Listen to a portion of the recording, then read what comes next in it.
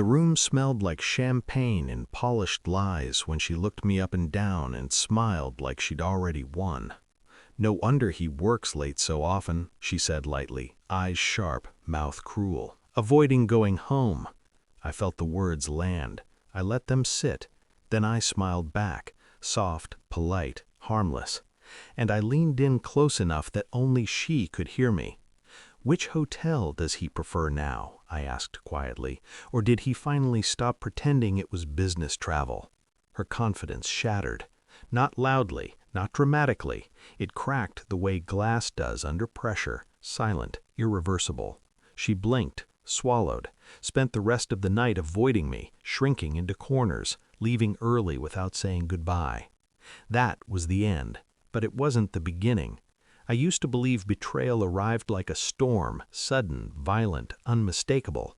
I was wrong. It arrives like dust, slowly, settling where you don't think to clean. We met young, not foolish young, hopeful young. He laughed easily back then. I trusted the sound. We built a life brick by brick, a home, a rhythm, shared jokes, shared mornings, shared plans that stretched comfortably into the future. I remembered the exact moment I realized something had shifted. Not a fight, not a secret message flashing on a screen, just absence. He was there, but he wasn't present. His phone lived face down. His workdays grew longer, his apologies shorter, and somehow I was always the one adjusting. I told myself I was imagining it. Love teaches you denial before it teaches you truth. The first clue wasn't proof, it was perfume, wrong perfume, on a jacket he never used to wear to the office. The second was a calendar entry marked L. The third was a laugh I heard through a half-closed door when he thought I was asleep. I didn't cry. That surprised me. I didn't scream either. I watched. I learned her name. I learned her habits. I learned how she smiled at him during company events, too familiar, too certain. I learned how he looked at her when he thought no one was paying attention. And I learned something else. I was invisible to them, which made me dangerous. I didn't confront him, not yet. Confrontation is for people who want answers. I already had mine. What I wanted was balance, control, justice that couldn't be argued away.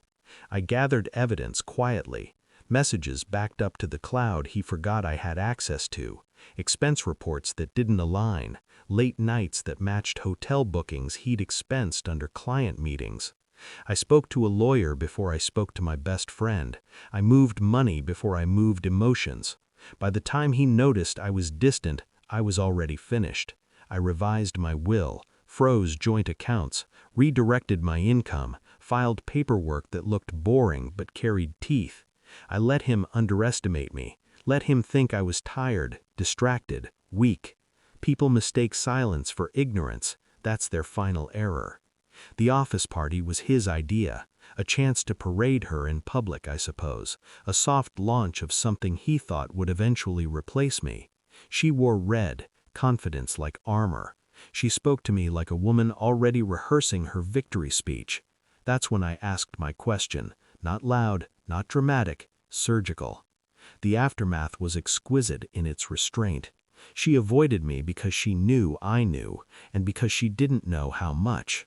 That uncertainty followed her like a shadow. Fear always does the work for you if you introduce it properly.